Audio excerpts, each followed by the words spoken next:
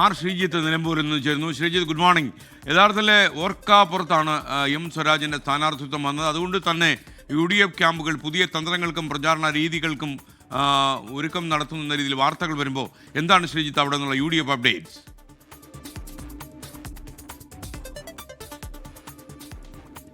Good morning. UDF camp M സ്വരാജിന്റെ സ്ഥാനാർത്ഥിത്വത്തിനൊപ്പം തന്നെ PV അൻവറിന്റെ സ്ഥാനാർത്ഥിത്വവും പ്രതീക്ഷിക്കുന്നു. അതുകൊണ്ട് ഈ രണ്ട് സ്ഥാനാർത്ഥികളെയും നേരിടാൻ കഴിയുന്ന തന്ത്രങ്ങൾക്കാണ് UDF രൂപം കൊടുക്കുന്നത്.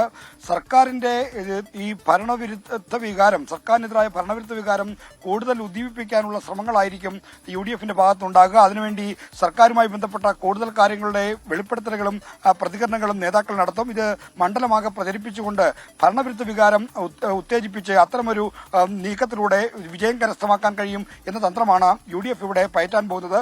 PV അൻവർ മത്സരിക്കുന്നതിനെയും UDF വലിയ തോതിൽ കണക്കിലെടുക്കുന്നില്ല.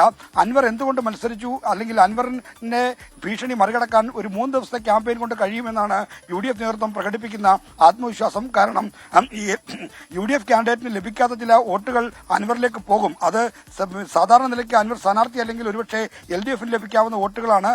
അത് അൻവർ കൊണ്ടുപോകുന്നത് ഒരു തരത്തിൽ തങ്ങൾക്ക് നല്ലതാണ് എന്ന വിലയിരുത്തലാണ് UDF ക്യാമ്പിലുള്ളത്. എന്തായാലും സ്വരാജിനെയും PV അൻവറിനെയും ഒരുപോലെ നേരിടാൻ കഴിയുന്ന തന്ത്രങ്ങൾക്കാണ് UDF ക്യാമ്പ് ഇപ്പോൾ രൂപം നൽകുന്നത്. ഓക്കെ, ആർ ശ്രീജിത്താണ് നിലമ്പൂരിൽ നിന്ന് വിവരങ്ങൾ നൽകിയത്.